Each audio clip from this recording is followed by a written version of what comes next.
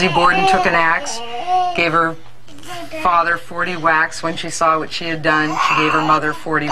I think I transposed father and mother, but the facts get all jumbled up in my mind with the nursery rhyme.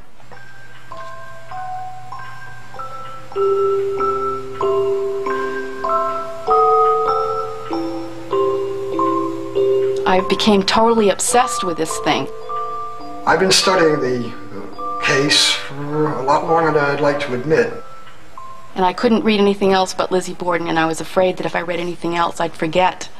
I have no idea why the junior high chose to spend its book budget on a Lizzie Borden book, but I'm forever glad they did. It's gotten to the point now where it's an obsession, and I just can't get enough of it. I took it out so many times that the librarian fixed me with a steely eye and said, "This is morbid.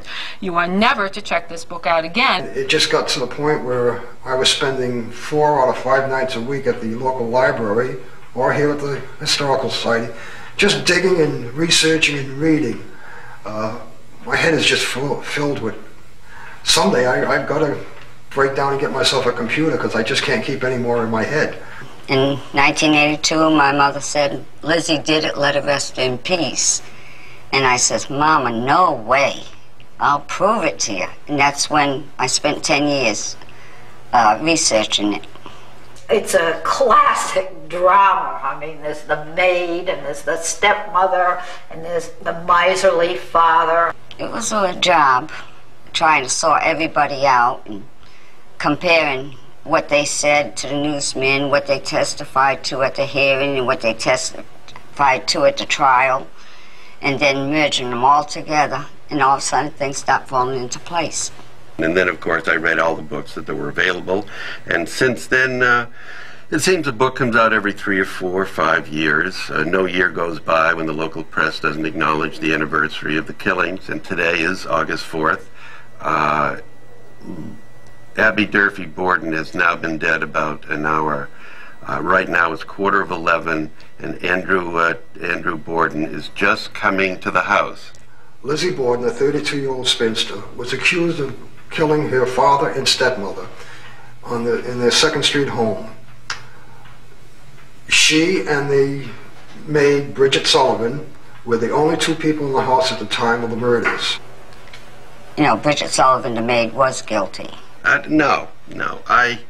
No one thinks for a moment that Bridget did it. Well, I think Bridget Sullivan did it. No, I'm just kidding. I don't think she had anything to do with it. And I was just tired of them trying to put the blame on Lizzie. Lizzie had to have done it. Well, I'm bullheaded. My mother said Lizzie did it, and I was going to prove to her that she didn't. She was in the house during all that stretch, and it's hard to imagine her being there and not seeing somebody, or at least not hearing the killing itself.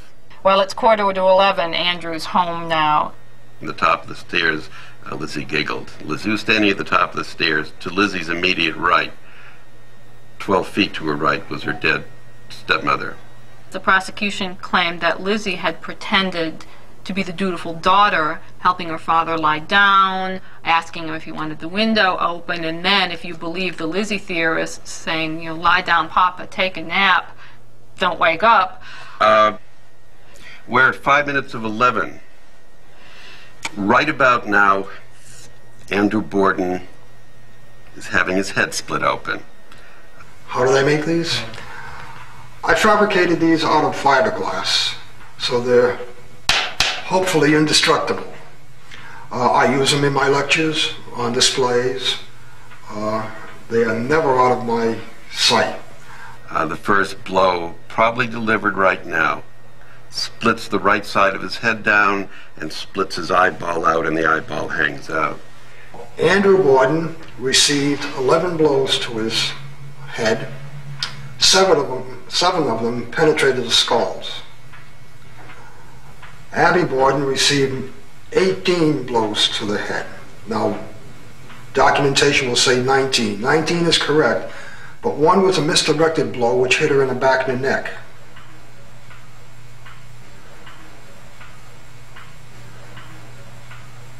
You don't kill somebody with 23 axe blows to the head simply because you want their money or you can't stand their personality anymore. You do that in a fit of erotic psychological rage.